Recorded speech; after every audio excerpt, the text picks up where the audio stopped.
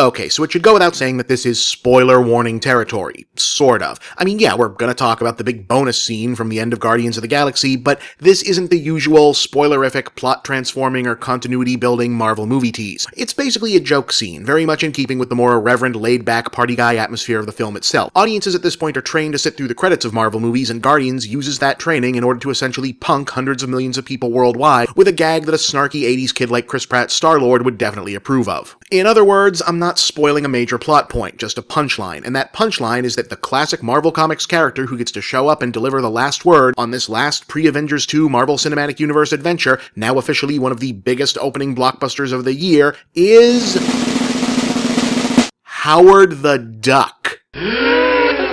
And if you are of a certain age, younger than mine, you are almost certainly wondering who or what that is and why it could possibly be a big deal or even remotely funny. And since explaining that is about as close to a purpose as this show has, okay then. Comics are weird!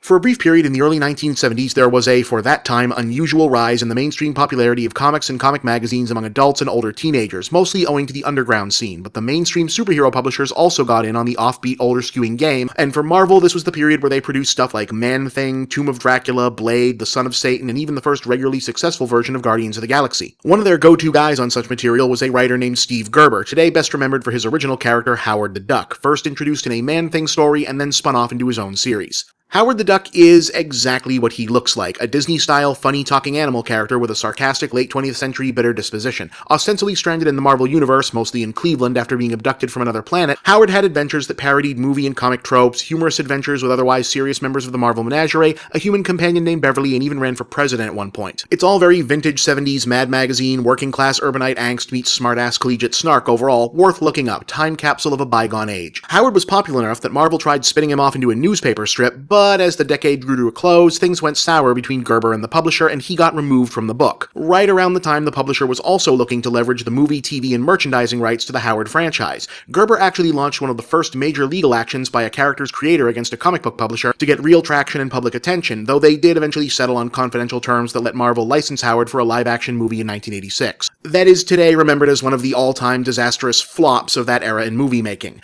The Howard the Duck movie is, alright look, it would kind of take a whole episode to explain what the hell happened there, and I'm not sure enough people care, so you tell me, folks. If it turns out enough people want a whole episode about that, I'll put it on the docket. Sure, why not? For now, suffice it to say that the movie is kind of a mess. That's it. No more Mr. Nice Duck. Maybe you're here for some greater purpose, some cosmic cause.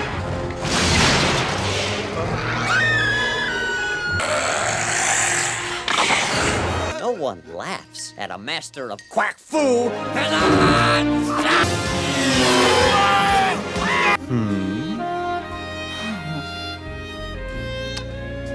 Okay. Let's go for it, Mr. Macho. What do you mean?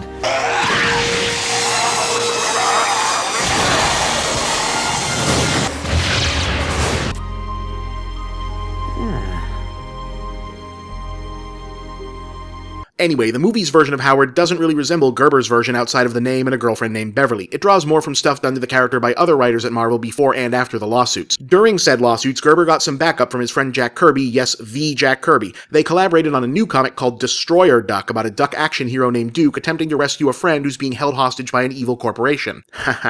And the book was advertised as being sold to help Gerber in his legal fight against Marvel. In 1985, 1 year before the movie would pretty much obliterate Howard's value as a character, I just can't resist your intense animal magnetism. Whoops.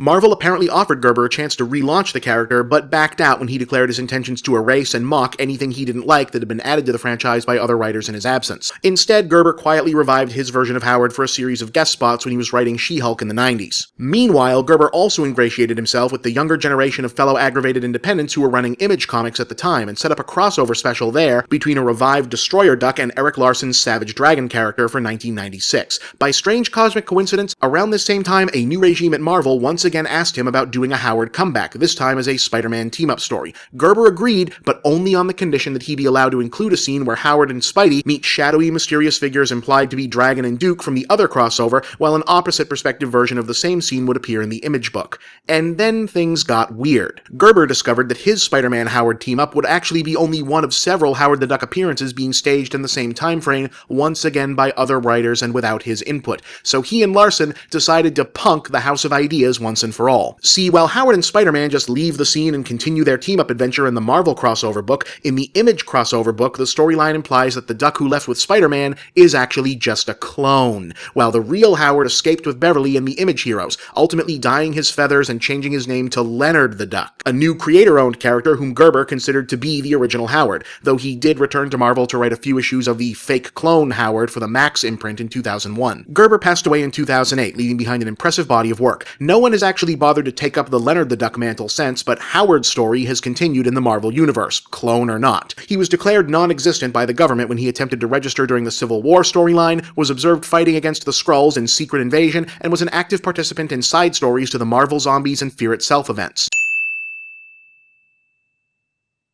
So why is it a big deal that he turns up in Guardians? Well, it's really not actually, other than symbolically. Until Batman and Robin came along, Howard the Duck was the go-to reference for bad comic book movies. And that it was for a long time their highest profile stab at Hollywood was a thorn in Marvel's side for years, even though its utter weirdness eventually made it a VHS fixture and cult classic for my generation of film geeks. So this is Marvel Studios basically doing an end zone dance. Woo! Apparently we can make a fucking fortune off of anything! Hell, we'll even bring Howard the Duck back. How do you like them apples, huh? I actually like it quite a bit. I'm Bob, and that's the big picture.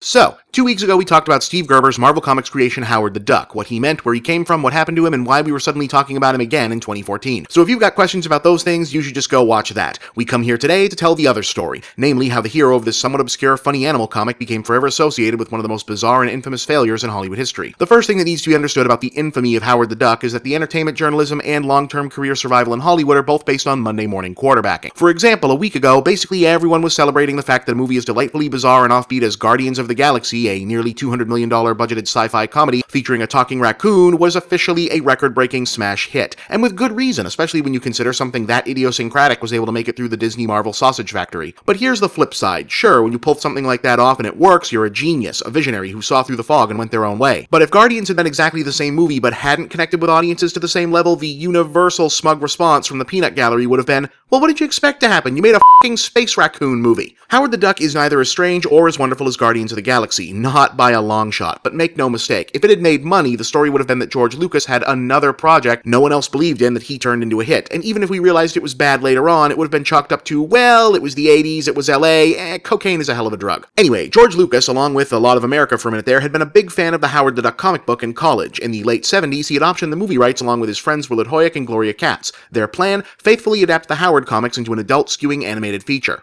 For context, this was the moment in time, not uncoincidentally during the Great Fallow period for Disney, when it almost looked like adult animation was going to go mainstream in the United States, with projects like Ralph Bakshi's Fritz the Cat adaptation and the incendiary Coonskin becoming minor pop culture phenomenons. In fact, many cartoon historians blamed 20th Century Fox for inadvertently killing this movement by pulling Bakshi's ambitious epic wizards from theaters to make room for Star Wars.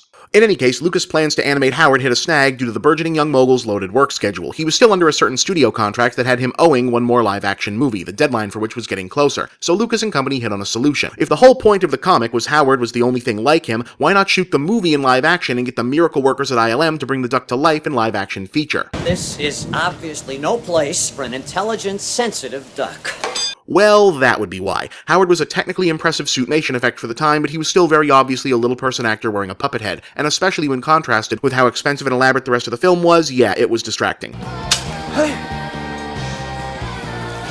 But if Howard looking fake was the only problem, it still might have worked. The real problem was tone. The movie is simply all over the place. Steve Gerber's original Howard comics were absurdist parodies of real funny animal books, comic book tropes in general, pop culture, and existential grousing about the human condition. But Kat's screenplay for the film tries to marry that absurdity to an otherwise straight sci-fi story that also tries to incorporate the "it's funny because he's a duck" gags from the comic. The result, a complete mess that sometimes feels like a kid's movie. I'm stranded here, shipwrecked. Look at this wonderful exhibit. You see what I mean? Sometimes feels like a naughty spoof for adults, Who'd they interview this month? and mostly just feels uncomfortable. What I don't know is what the hell I'm doing here. In the movie, Howard is an alien from a planet of ducks who gets randomly zapped to Earth and befriends a struggling musician played by Leah Thompson. Together, they discover that Howard's displacement was an accident caused by an experimental interstellar laser that has also caused a scientist played by Jeffrey Jones to become possessed by an alien entity called the Dark Overlord, whose invasion of Earth can only be stopped by Howard the Duck. Because reasons. The movie can't decide from scene to scene what the punchline of its own joke is. Sure, the comics played fast and loose with how much personhood Howard actually had for laughs in the old Looney Tunes tradition, but the movie does it from scene to scene. Sometimes people think he's a mascot. It's so lifelike and realistic. Bug off! Excuse me? Sometimes they're afraid. No, wait! Sometimes they don't even seem to notice. Must be mating season. At one point, Howard runs afoul of what we today call douchebags who decide that since he's a duck, why not cook him and eat him? Getting fried! Where's the SPCA when you need them? I am not amused. I'm gonna barbecue your bill, Bird. Don't just sit there. This is serious. They're gonna cook me. Take that. And various other people on hand at the time just seem to go along with that, even though the duck is wearing clothes and talking. And then there's the infamous almost bestiality scene. It's just that you're so incredibly soft and cuddly. Bev, let's be realistic. I mean, my apartment's zillions of miles from here. You're 3 feet taller than I am. I just can't resist your intense animal magnetism. Whoops. Which is technically supposed to be Beverly calling Howard out on his own macho posturing, but it mostly feels uncomfortable. Then it drops the comedy altogether for a big laser battle against the Dark Overlord in his final form for Act 3.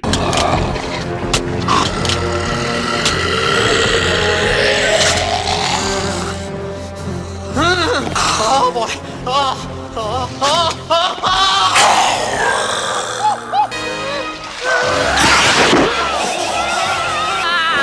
Filthy! Beverly! All right. Slice salami!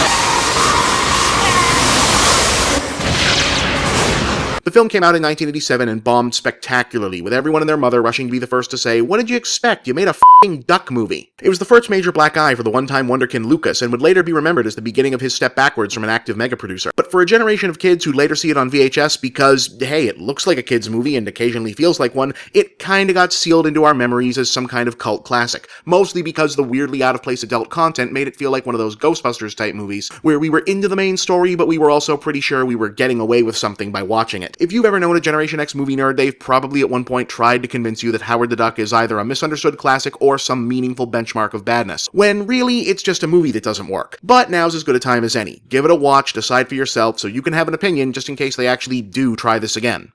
I'm Bob, and that's The Big Picture.